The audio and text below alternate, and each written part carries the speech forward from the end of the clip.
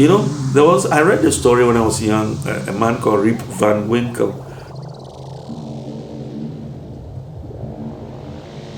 So he slept for about 20 years or I don't know, woke up and went to his house. People couldn't recognize. That is exactly how I felt.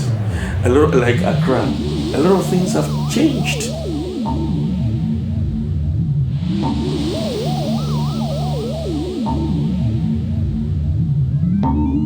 People I knew, small children, are now grown-ups and so on. I couldn't recognize even some of my own children who have not. So, adjustment, it was difficult. It was difficult to adjust.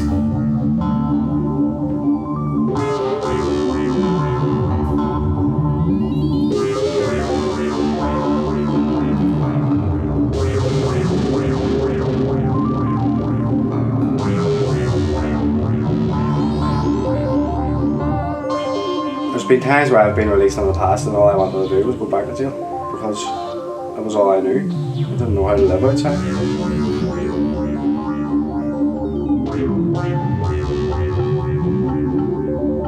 Most people, once they've been arrested and then they're out of prison, it's very difficult to get a job. The society doesn't look at you the same way. So they thought, no, it's better to go back to prison.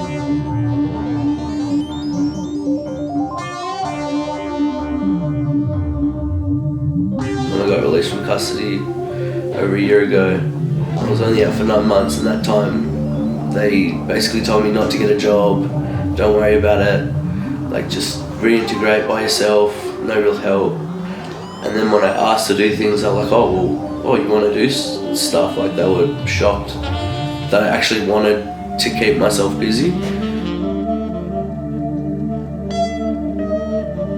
I was in prison over and over and over again, and no one seemed to want to help me.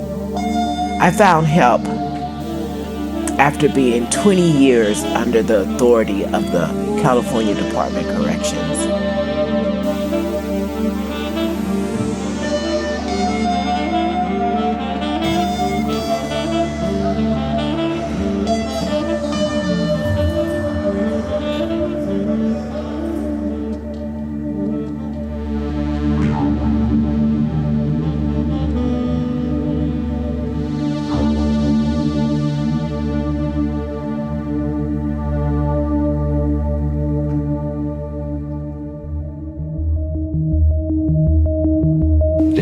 I could find was with people that I used to use drugs with.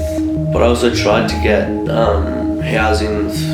I went there every day for 3 months, and they said within 90 days I'd have a house, and 9 months later I didn't even get a phone call. I asked to go back to jail 2 months before I went back. I asked parole to go back, and they thought I was joking. And then I ended up having to do 11 months because no one would listen to what I was saying. And I said maybe for 4 weeks, every time I went in there, for most of my parole time I was in there, I said I'm going to go back to jail, I really need you to understand. And they just thought nah, it's right, you'll get through, it's just a rough patch. It wasn't. I knew where I was going to end up, and I knew that I was going to end up there for a long time.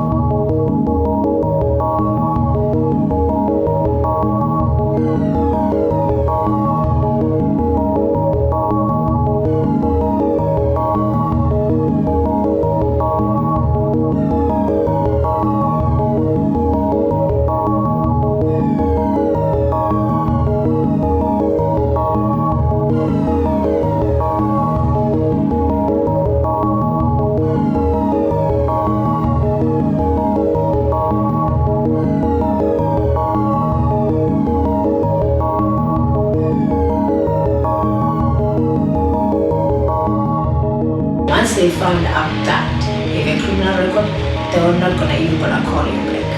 There was one time which I got a good job, but I didn't disclose to them because I thought, okay, fine. This time around, I'm not gonna disclose to them. I'm not gonna tell them that I have a record. And then someone else tipped them off that I had a record, and then I just took the job just like that. It will follow me around everywhere I go. It's gonna be there. It's not gonna go away. People will know what happened. They're still talking about it. They're still gossiping about it.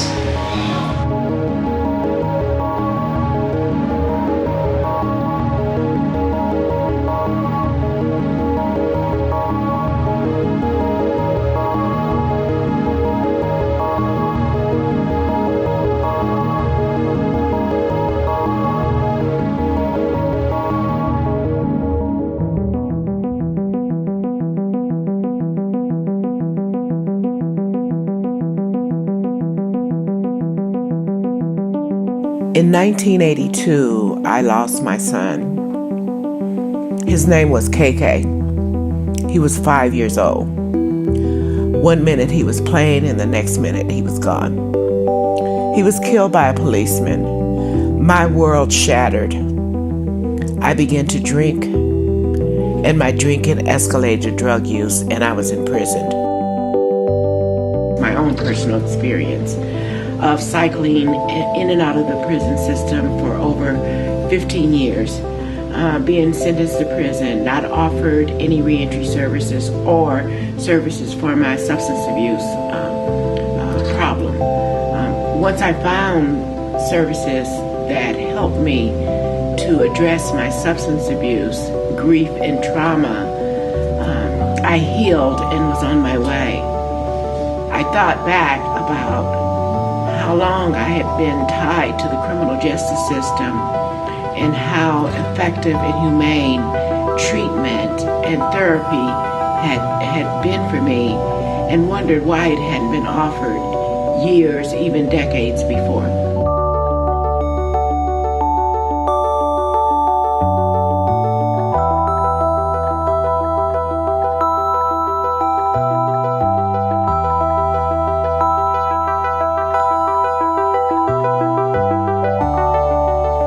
Anxiety, so I could never do any of the training programs that they have in there to help you rehabilitate. Then I don't know, the way I would see prison over here is it's just designed to bring you down. It's just designed to break you. The last time I got out, I think I got too proud of myself. Convinced myself that I'd turned the corner and I had to go back to jail. It was sort of like a wee wake up call, you know. God telling me that your work's not done. Oh, I've said it so many times, but I get fed up with saying it, to be honest, because it's like you're letting yourself down every time you do. Setting yourself up for a fail.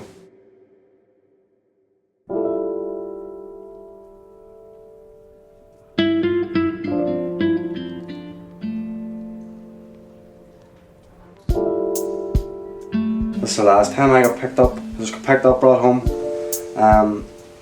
It was easy getting help with getting a doctor's appointment, or even a doctor's surgery, a dentist.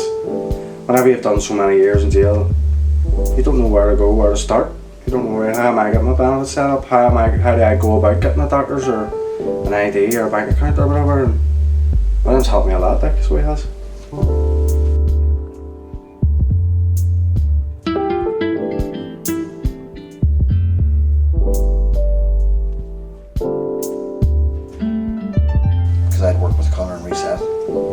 Things is very fragile. There's so much that has to change, you know, and one of the hardest things as well is even like friends, circles of friends.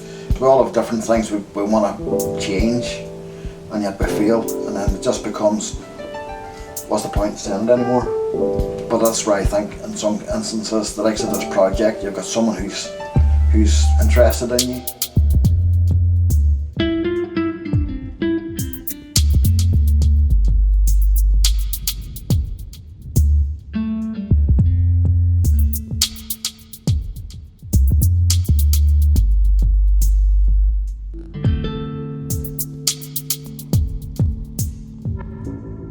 I was like everyone else, I didn't think it was going to be as true, or, you know, and I thought, oh, give them the benefit of the doubt.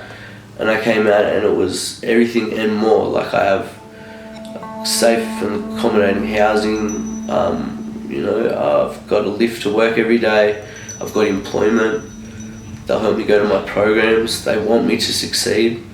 And it's an added support along with parole and everyone else that don't really care that much, but the people in the Worldview program, they actually care, you know. Like, yeah, it's good to see that people actually care about us. Like, just because we're criminals doesn't mean we shouldn't, you know, we don't matter in that.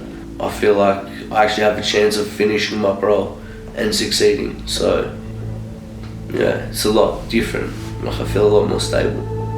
And the support network, it's not just one person, there's 5, 6, 7 people, even the people that have done the program before me that are still here that are living with me. I can go, and if I feel like I need to speak to someone after hours, I can go speak to someone. Or I can call one of the facilitators. Yeah, housing, accommodation, yeah, that's mad. But to have the support 24 hours a day, that's amazing. Like, no one gives that to anyone. After I found the help, I thought about all the women who were getting off the buses downtown LA, Skid Row, just like I had got off the bus a half a dozen times, looking for a way out, looking for a way up. Well, after I got stronger and saved a little money, I began a new way of life reentry project. I began a new way of life in my house. I would go down to the bus station and I'd meet them there and I'd say, girl, I have a house if you'd like a safe place to live.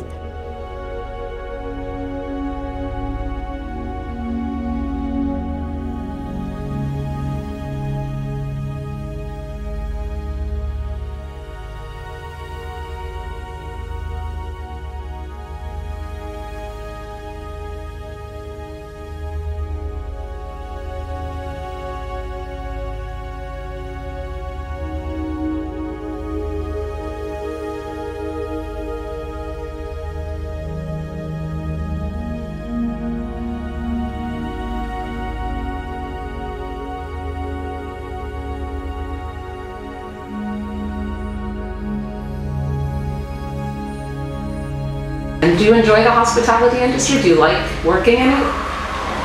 I like it a lot. Especially interacting with people, new, different people. It's like, yeah, I love it.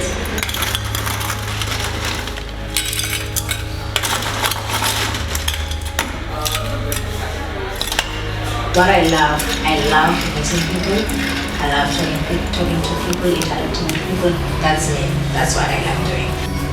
How can you move on from your past if it's like keeps on showing up in your face? And the society as well is still there, like reminding you what you did.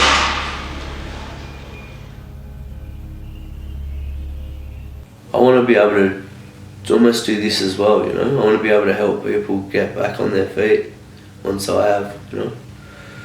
Yeah, because I know how hard the system is, so I'd rather be able to help someone navigate it, especially if it's their first time.